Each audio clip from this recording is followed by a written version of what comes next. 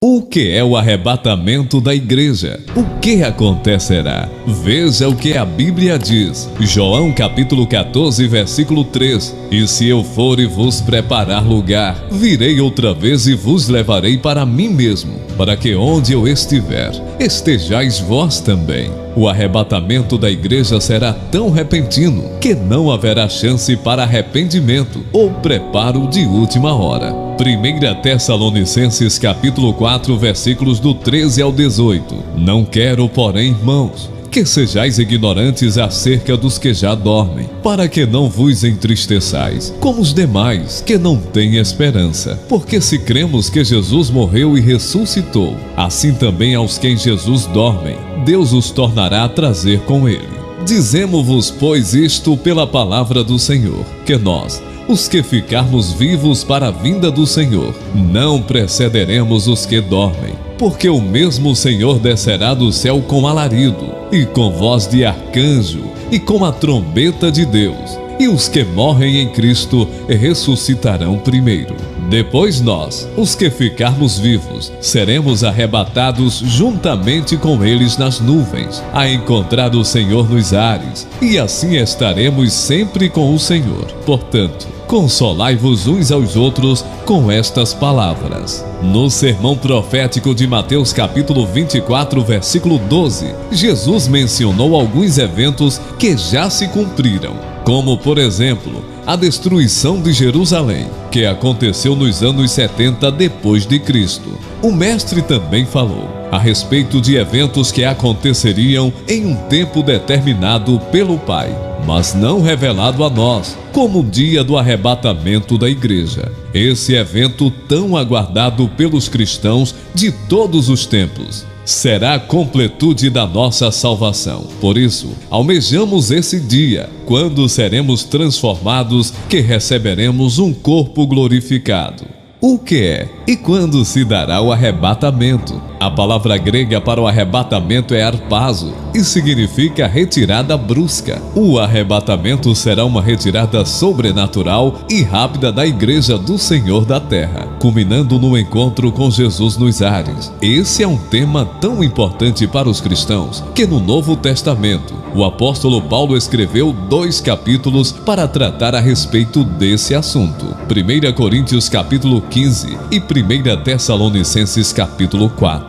Quando se dará o arrebatamento? Ao longo da história, muitas pessoas se aventuraram em marcar o dia e hora em que o Senhor Jesus voltaria. Entretanto, todos os que assim procederam foram desmentidos e envergonhados. A palavra de Deus afirma que, mas daquele dia e hora, ninguém sabe, nem os anjos que estão no céu, nem o Filho, senão o Pai. Marcos capítulo 13, versículo 32. Então, se você receber algum áudio no seu aplicativo de mensagem, marcando o dia e a hora da volta de Jesus, não acredite, pois é mentiroso. A trombeta soará. Na caminhada dos israelitas rumo à terra prometida, o Senhor mandou Moisés fazer 2 trombetas de prata, pois na Bíblia a prata é símbolo de redenção. Ela seria utilizada para convocar a congregação e para a partida dos arraiais. A trombeta deveria também ser tocada nas solenidades e no princípio dos meses. O toque da trombeta tinha a finalidade de lembrar aos israelitas que o Senhor era o Deus deles, que os resgatara da escravidão no Egito. Números capítulo 10, versículo 2 a 10. No arrebatamento, a trombeta também soará como nos dias de Moisés. 1 Coríntios capítulo 15, versículo 52. A expressão no momento, em grego átomos, significa a menor divisão possível de alguma coisa. Neste caso, do tempo, abrir e fechar de olhos. Tal será a rapidez de transformação dos vivos quando soar a última trombeta na volta de Cristo.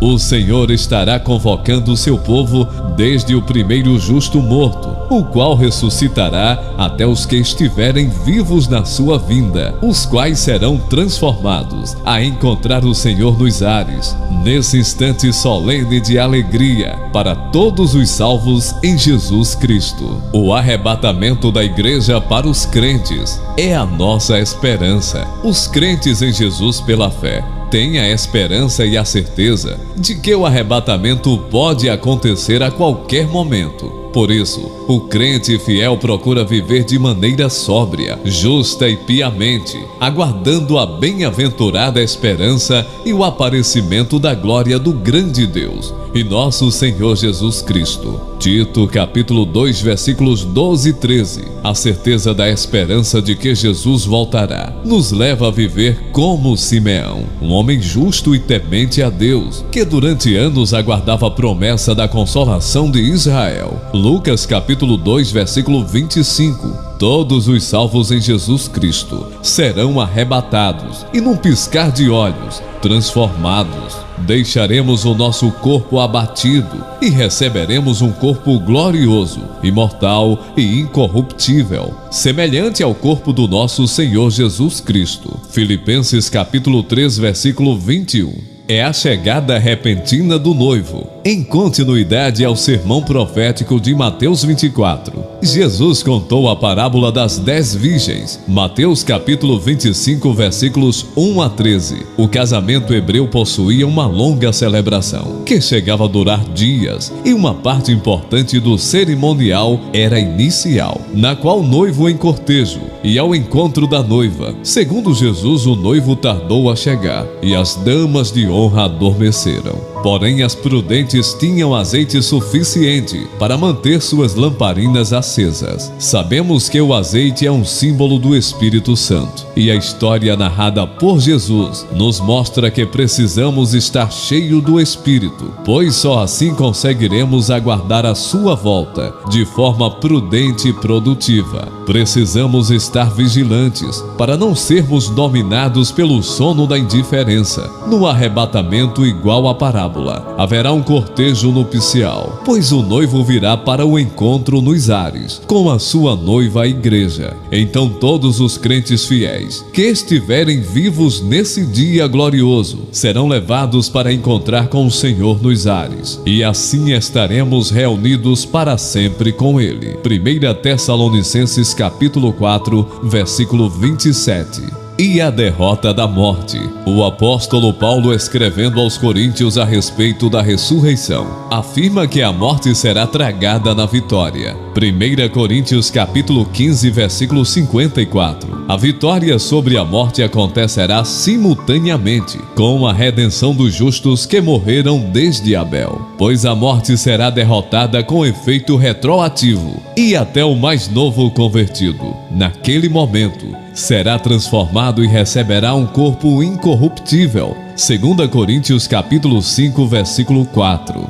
Aguardando o arrebatamento, Jesus virá. Precisamos compreender que a segunda vinda de Jesus acontecerá em duas etapas distintas. Na primeira ocorrerá o arrebatamento da igreja. Cristo voltará de forma invisível nas nuvens. Os ímpios não o verão. O Senhor, em um abrir e fechar de olhos, arrebatará para si todos os que receberam Jesus Cristo, mediante a fé. A segunda etapa acontecerá no fim da grande tribulação, e dessa vez todos verão a Cristo acompanhado dos crentes que foram arrebatados. Na segunda etapa, Jesus salvará e restaurará o povo de Israel. Ele também destruirá o anticristo e governará a terra por 1000 anos. Permaneça fiel ao Senhor. Mateus capítulo 24, versículos 45 a 51. No seu sermão profético, Jesus se utilizou em uma parábola para ensinar sobre estar vigilante quanto à sua volta. O mestre contou a história de 2 servos, um fiel e prudente e outro mau. O servo mau pensou que o seu senhor demoraria a voltar. Então, se descuidou e começou a agir de forma insensata. Precisamos estar vigilantes e jamais perdermos a sobriedade e a sensatez na nossa caminhada cristã.